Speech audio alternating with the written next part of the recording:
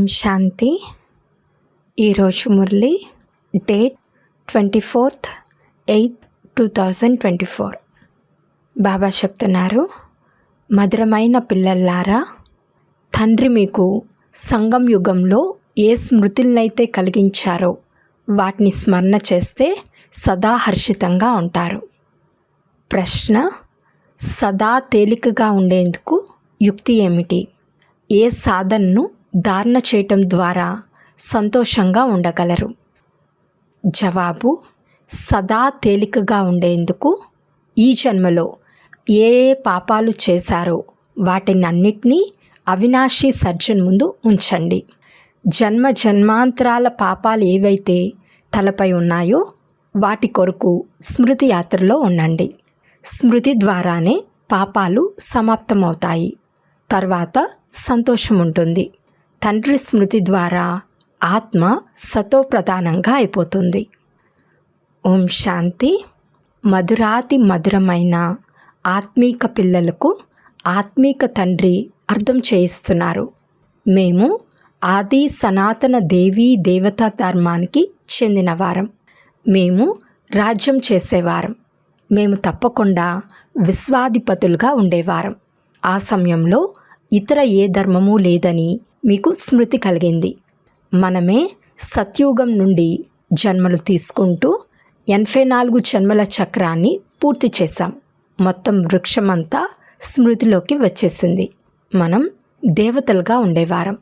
మళ్ళీ రావణ రాజ్యంలోకి రావటంతో దేవీ దేవతలుగా పిలువబడే అర్హతను కోల్పోయాం. అందుకే ధర్మం వేరుగా భావించాం.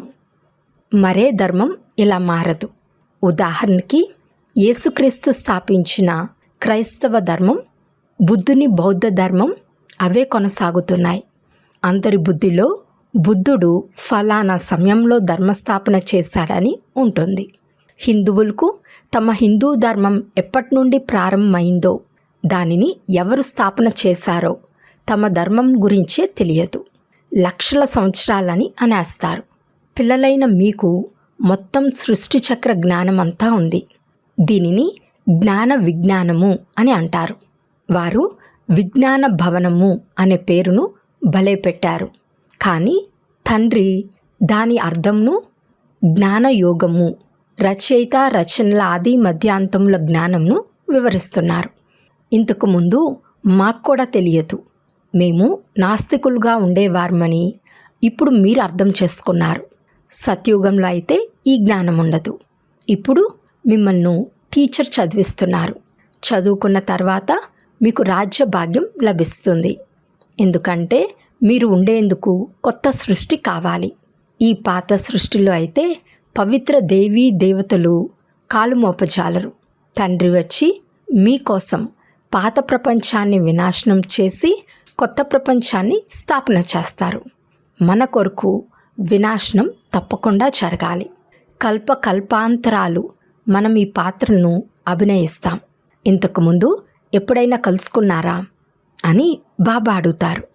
అప్పుడు మీరు బాబా మీ నుండి రాజ్యభాగ్యాన్ని తీసుకునేందుకు ప్రతి కల్పం కలుసుకుంటాము అని చెప్తారు. కల్ప క్రితం కూడా అనంతమైన సుఖంనిచ్చే రాజ్యభాగ్యం లభించింది. ఇప్పుడు ఈ విషయాలన్నీ ఏవైతే స్మృతిలోకి వచ్చాయో వాటి స్మరణ జరుగుతూ ఉండాలి. దానినే తండ్రి స్వదర్శన చక్రము అని అంటారు. మనం ఇంతకుముందు సతోప్రధానంగా ఉండేవారం. ప్రతి ఆత్మకు తమ తమ పాత్ర లభించిందని కూడా మీకు గుర్తుకొచ్చింది. ఆత్మలైన మనం చిన్నగా అవినాశిగా ఉంటాం. అందులో పాత్ర కూడా అవినాశిగా ఉంటుంది. అది నడుస్తూనే ఉంటుంది. ఇది రచింపబడుతూ ఉన్న ఇందులో కొత్త విషయాన్ని ఎవరు కలపలేరు లేక తొలగించలేరు. ఎవరు మోక్షంను పొందలేరు. కొందరు ముక్తిని కోరుకుంటారు. ముక్తి వేరు, మోక్షం వేరు. ఇది కూడా గుర్తుంచుకోవాలి. స్మృతిలో ఉంటే ఇతరులకు కూడా స్మృతిని కలిగిస్తారు. ఇదే మీ వృత్తి. తండ్రి ఏవైతే స్మృతిలోకి తీసుకొచ్చారో ఆ స్మృతిని ఇతరులకు కూడా కలిగించండి. అప్పుడు ఉన్నత పదవిని పొందుతారు. ఉన్నత పదవిని పొందేందుకు చాలా కష్టపడాలి. యోగమే ముఖ్యమైన శ్రమ. ఇది అనంతమైన స్మృతి యాత్ర. దీనిని తండ్రి తప్ప ఇతరులెవ్వరూ నేర్పించలేరు. ఇప్పుడు మీరు మనుషుల నుండి దేవతలుగా అయ్యే చదువును చదువుతారు. మనం మళ్ళీ కొత్త ప్రపంచంలోకి వెళ్తామని మీకు తెలుసు. దాని పేరే అమరలోకం. ఇది మృత్యులోకం. ఇప్పుడైతే కూర్చుని ఉండగానే అకస్మాత్తుగా మృత్యు వచ్చేస్తుంది. అక్కడైతే మృత్యు నామరూపాలే ఉండవు. ఎందుకంటే నిజానికి ఆత్మను మృత్యు కబలించలేదు. ఇది మిఠాయి వస్తువేమీ కాదు. డ్రామానుసారంగా ఎప్పుడైతే సమయం వస్తుందో అప్పుడు ఆత్మ వెళ్ళిపోతుంది.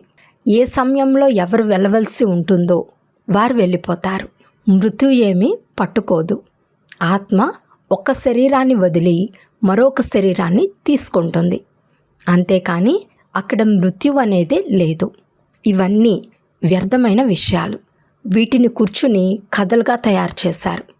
అది అమర్లోకం. అక్కడ శరీరం నిరోగిగా ఉంటుంది. సత్యుగంలో భారతవాసులు ఆయువు కూడా ఎక్కువగా ఉండేది. వారు యోగులుగా ఉండేవారు. యోగి భోగికి ఉన్న తేడా కూడా ఇప్పుడు తెలుస్తుంది. మీ ఆయువు వృద్ధి చెందుతూ ఉంది. మీరు ఎంతగా యోగంలో ఉంటారో అంతగా పాపాలు భస్మమైపోతాయి. పదవి కూడా ఉన్నతమైనది లభిస్తుంది. ఆయువు కూడా పెరుగుతుంది. రాజా రాణి ఆయువును పూర్తి చేసి శరీరాన్ని ఎలా వదిలేస్తారో అలాగే ప్రజలు కూడా. కానీ పదవిలో అయితే తేడా ఉంటుంది.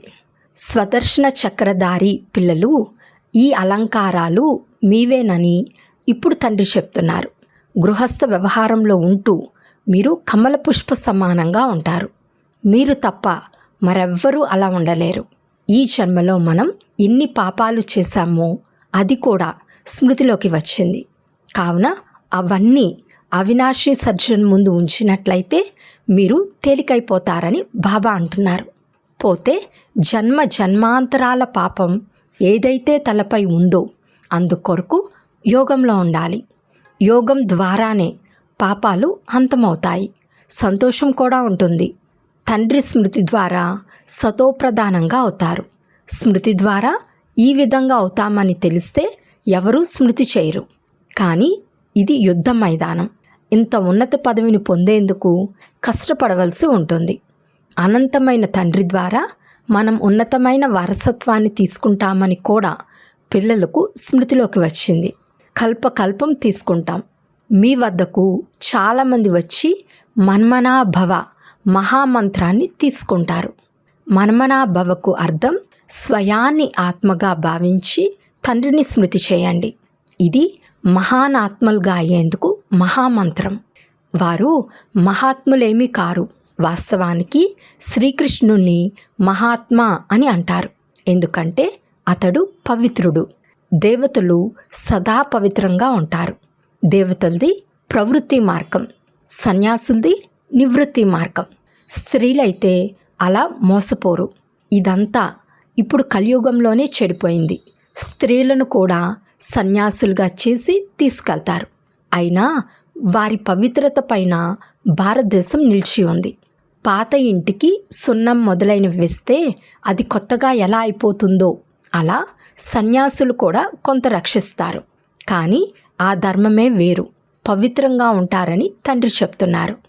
భారత ఖండంలోనే ఇన్ని దేవీ దేవతల మందిరాలు, భక్తి మొదలైనవి ఉన్నాయి. ఇది కూడా ఆటనే. దీన్ని వృత్తాంతాన్ని మీరు తెలియజేస్తారు. భక్తి మార్గం కొరకు ఇవన్నీ కావాలి కదా. ఒక్క శివునికే ఎన్నో పేర్లు పెట్టారు. ప్రతి పేరుతో ఒక మందిరం తయారవుతూ వచ్చింది.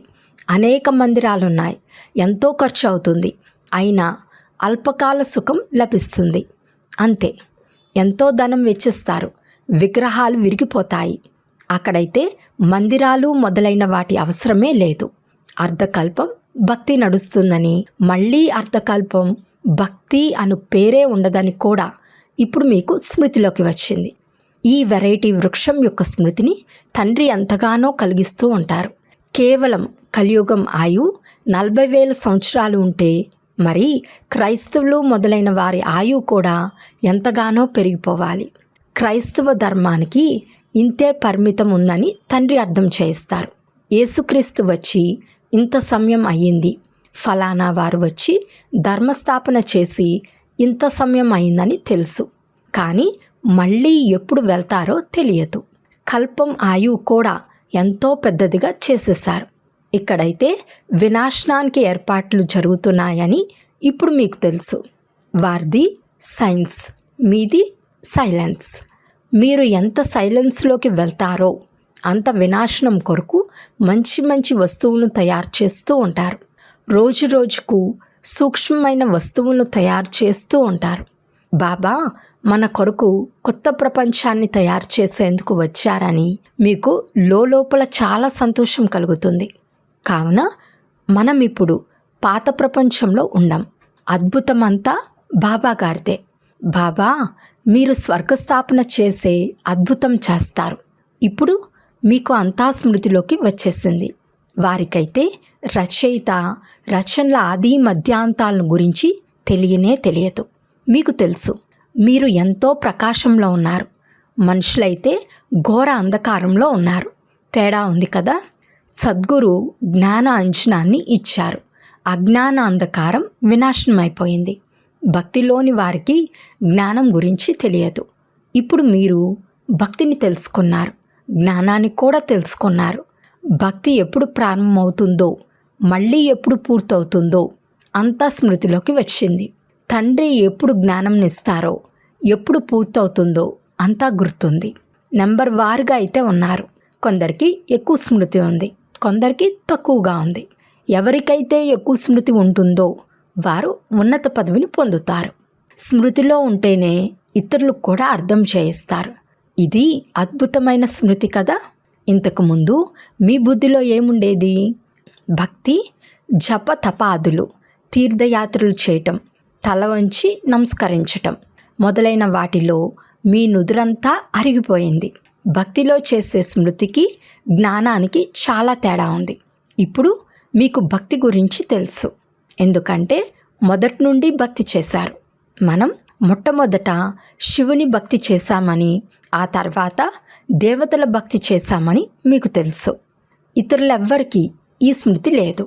మీకు రచన యొక్క ఆది మధ్యాంతాల, భక్తి మొదలైన వాటి అన్నిటి స్మృతి ఉంది. అర్ధకల్పం స్మృతి చేస్తూ చేస్తూ దిగజారుతూనే వచ్చారు. ఇప్పుడు దుఃఖ పర్వతాలు పడనున్నాయి. పిల్లలైన మీరు అవి పడకముందే స్మృతి యాత్ర ద్వారా వికర్మలను వినాశనం చేసుకునే పురుషార్థం చేయాలి. మీరు అందరికీ దీనిని అర్థం చేయిస్తారు. మీ వద్దకు వేలాది మంది వస్తారు. సోదరీ సోదరులకు మార్గంను చూపించేందుకు మీరు కష్టపడతారు. మీకు జ్ఞానము, భక్తి రెండిటి స్మృతి వచ్చింది. అనగా మీరు పూర్తి డ్రామాను నెంబర్ వార్ పురుషార్థానుసారం తెలుసుకున్నారు. ఎవరు ఎంత బాగా తెలుసుకుంటారో వారు అంత బాగా అర్థం కూడా చేయించగలరు. పిల్లలే దానిని అర్థం చేయించాలి. సన్ షోస్ ఫాదర్ అన్న గాయనం కూడా ఉంది. తండ్రి పిల్లలకు అర్థం చేయిస్తారు, పిల్లలు మళ్ళీ ఇతర సోదరులకు అర్థం చేయిస్తారు. మీరు ఆత్మలకు అర్థం చేయిస్తారు కదా. ఈ జ్ఞానం భక్తికి పూర్తిగా భిన్నమైనది. ఒక్క భగవంతుడు వచ్చి భక్తులందరికీ ఫలంనిస్తారనే మహిమ కూడా ఉంది కదా. అందరూ ఆ ఒక్క తండ్రి పిల్లలే. నేను పిల్లలందరినీ శాంతిధామము, సుఖధామాలకు తీసుకెళ్తానని తండ్రి చెప్తున్నారు. కల్పకల్పపు ఈ జ్ఞానమంతా ఇప్పుడు మీ వద్ద ఉంది, అక్కడ ఉండదు. మీరు పతితులుగా అవుతారు. కావున మిమ్మల్ని పావనంగా చేసేందుకు తండ్రి ఎంతో కష్టపడతారు. అందుకే బలిహారి అవుతాము, అర్పణ అవుతాము అని గాయనం ఉంది. ఎవరిపై? తండ్రిపై. తండ్రి ఈ బ్రహ్మబాబా ఎలా బలిహారి అయ్యాడో ఉదాహరణ చూపిస్తున్నారు. ఈ ఉదాహరణను అనుసరించండి. ఇతడే మళ్ళీ లక్ష్మీనారాయణగా అవుతాడు. ఒకవేళ ఇంత ఉన్నత పదవిని పొందాలి అంటే ఈ విధంగా బలిహారం అవ్వాలి. షౌకార్లు ఎప్పుడూ బలిహారి అవ్వలేరు. ఇక్కడైతే స్వాహా చేయవలసి వస్తుంది. షౌకార్లకు తప్పకుండా ఏమేమో గుర్తుకొస్తాయి. అంతిమ కాలంలో ఎవరైతే స్త్రీని స్మరిస్తారో అన్న గాయనం కూడా ఉంది కదా. ఈ ధనమునంతా ఏం చేస్తారు? ఎవరు తీసుకోరు, ఎందుకంటే అందరూ అంతమైపోనున్నారు. నేను కూడా తీసుకొని ఏం చేస్తాను? శరీర సహితంగా అంతా సమాప్తమైపోతుంది. మీరు మరణిస్తే మీ కొరకు ప్రపంచమంతా మరణించినట్లే. ఈ ధనము మొదలైనవేవీ ఉండవు. పోతే గరుడ పురాణం మొదలైన వాటిల్లో అయితే ఎన్నో ఆసక్తికరమైన విషయాలను భయపెట్టేందుకు రాసిస్తారు. తండ్రి చెప్తారు, ఈ శాస్త్రాలు మొదలైనవన్నీ భక్తి మార్గానికి చెందినవి. రావణ రాజ్యం ఉన్నప్పుడు భక్తి మార్గం అర్ధకల్పం నడుస్తుంది. రావణుణ్ణి ఎప్పటి నుండి తగలపెడుతున్నారు అని ఎవరినైనా అడగండి. అప్పుడు వారు పరంపరగా అని అంటారు. అరే, పరంపరగా రావణుడు ఉండనే ఉండడు, వారికి తెలియదు కనుక పరంపర నుండి అని చెప్పేస్తారు. రావణ రాజ్యం ఎప్పటి నుండి ప్రారంభమవుతుందో ఇప్పుడు పిల్లలైన మీకు స్మృతిలోకి వచ్చింది. రచయిత రచనల రహస్యాన్ని కూడా మీరు అర్థం చేసుకున్నారు. పిల్లలు, నన్ను ఒక్కరినే స్మృతి చేసినట్లయితే పాపాలు సమాప్తమైపోతాయని ఇప్పుడు తండ్రి చెప్తారు. పరస్పరం ఒకరినొకరు ఈ విషయంలో అప్రమత్తం చేసుకోండి.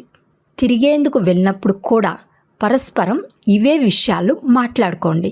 మీ సమూహంలోని వారందరూ ఇదే స్మృతిలోనే ఇదే స్థితిలోనే తిరుగుతూ ఉంటే మీ శాంతి ప్రభావం చాలా పడుతుంది. ఫాదరీలు కూడా చాలా సైలెన్స్లో క్రీస్తు స్మృతిలో వెళ్తారు.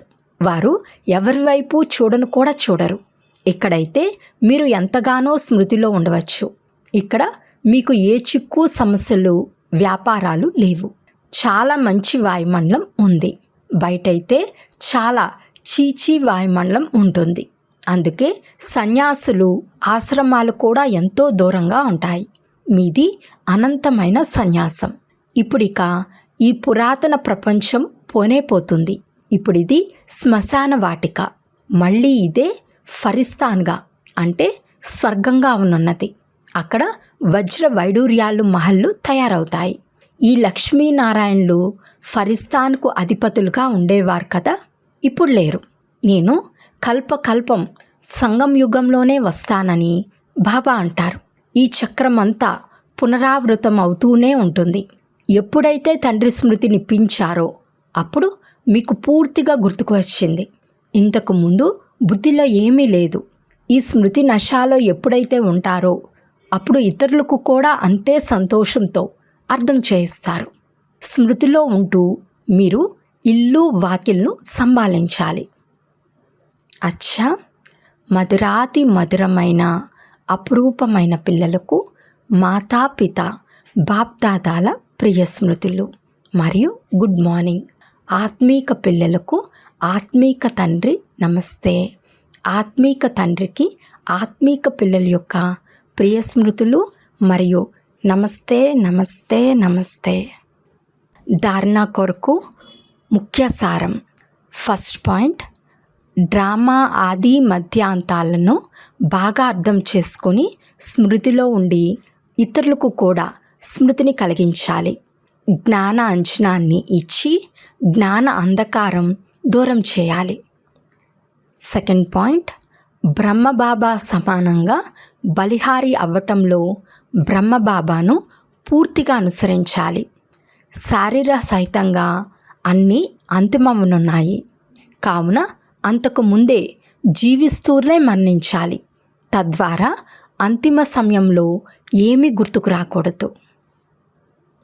వరదానము: విశేషత యొక్క సంస్కారాలను న్యాచురల్ నేచర్గా చేసుకుని సాధారణతను సమాప్తం చేసే మరజీవా భవ. నేచర్ అనేది దానంతటికదే తన పని చేస్తుంది. ఆలోచించే, తయారు చేసే లేక చేసే అవసరం ఉండదు. కానీ స్వతహాగా దానంతటికదే జరిగిపోతుంది. ఇటువంటి మరజీవ జన్మధారి బ్రాహ్మణులు అనగా విశేషాత్మల నేచరే విశేషత. ఈ విశేషతల సంస్కారం న్యాచురల్ నేచర్గా అవ్వాలి. అంతేకాక ప్రతి ఒక్కరి హృదయం నుండి ఇది నా నేచర్ అని వెలువడాలి. సాధారణత అనేది గతంలోని నేచర్, ఇప్పటిది కాదు. ఎందుకంటే మీరు నూతన జన్మ తీసుకున్నారు కనుక నూతన జన్మ యొక్క నేచర్ విశేషత, సాధారణత కాదు. స్లోగన్: ఎవరైతే సదా రాళ్లతో కాక జ్ఞాన రత్నాలతో ఆడుకుంటారో వారే రాయల్ ఆత్మలు. అచ్చా, ఓం శాంతి.